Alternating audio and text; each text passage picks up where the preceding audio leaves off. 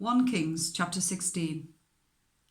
Then the word of the Lord came to Jehu, son of Hanani, concerning Baasha. I lifted you up from the dust and appointed you ruler over my people Israel. But you followed the ways of Jeroboam and caused my people Israel to sin and to arouse my anger by their sins. So I am about to wipe out Baasha and his house, and I will make your house like that of Jeroboam, son of Nebat. Dogs will eat those belonging to Baasha who die in the city, and birds will feed on those who die in the country. As for the other events of Baasha's reign, what he did and his achievements, are they not written in the book of the annals of the kings of Israel? Baasha rested with his ancestors and was buried in Tirzah, and Elah his son succeeded him as king. Moreover, the word of the Lord came through the prophet Jehu, son of Hanani, to Baasha and his house, because of all the evil he had done in the eyes of the Lord, arousing his anger by the things he did, becoming like the house of Jeroboam, and also because he destroyed it. In the 26th year of Asa, king of Judah, Elah, son of Baasha, became king of Israel, and he reigned in Tirzah for 2 years. Zimri, one of his officials, who had command of half his chariots, plotted against him. Elah was in Tirzah at the time, getting drunk in the home of Asa, who was in charge of the palace at Tirzah. Zimri came in, struck him down, and killed him in the 27th year of Asa, king of Judah. Then he succeeded him as king. As soon as he began to reign and was seated on the throne, he killed off Baasha's whole family. He did not spare a single male, whether relative or friend. So Zimri destroyed the whole family of Baasha in accordance with the word of the Lord spoken against Baasha through the prophet Jehu, because of all the sins Baasha and his son Elah had committed and had caused Israel to commit, so that they aroused the anger of the Lord, the God of Israel, by their worthless idols. As for the other events of Elah's reign and all he did, are they not written in the book of the annals of the kings of Israel? In the 27th year of Asa, king of Judah, Zimri reigned in Tirzah for 7 days. The army was encamped near Gibbethon, a Philistine town.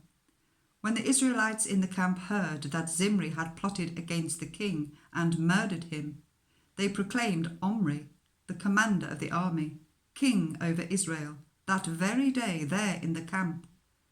Then Omri and all the Israelites with him withdrew from Gibbethon and laid siege to Tirzah. When Zimri saw that the city was taken, he went into the citadel of the royal palace and set the palace on fire around him. So he died, because of the sins he had committed, doing evil in the eyes of the Lord, and following the ways of Jeroboam, and committing the same sin Jeroboam had caused Israel to commit.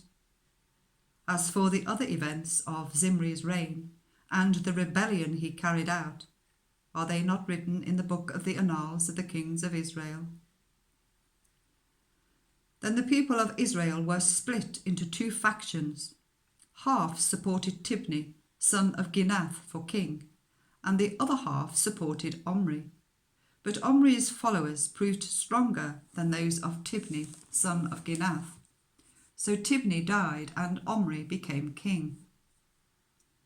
In the 31st year of Asa, king of Judah, Omri became king of Israel, and he reigned for 12 years, 6 of them in Tirzah. He bought the hill of Samaria from Shema for 2 talents of silver, and built a city on the hill, calling it Samaria, after Shema, the name of the former owner of the hill. But Omri did evil in the eyes of the Lord, and sinned more than all those before him.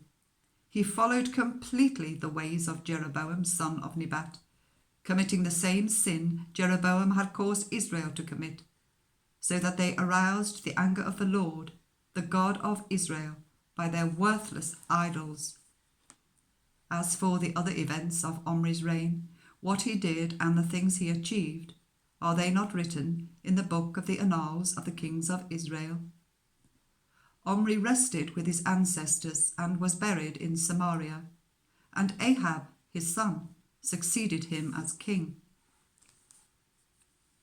In the 38th year of Asa, king of Judah, Ahab, son of Omri, became king of Israel, and he reigned in Samaria over Israel for 22 years. Ahab, son of Omri, did more evil in the eyes of the Lord than any of those before him. He not only considered it trivial to commit the sins of Jeroboam, son of Nebat, but he also married Jezebel, daughter of Ethbaal, king of the Sidonians, and began to serve Baal and worship him. He set up an altar for Baal in the temple of Baal that he built in Samaria. Ahab also made an Asherah pole, and did more to arouse the anger of the Lord, the God of Israel, than did all the kings of Israel before him. In Ahab's time, Hiel of Bethel rebuilt Jericho.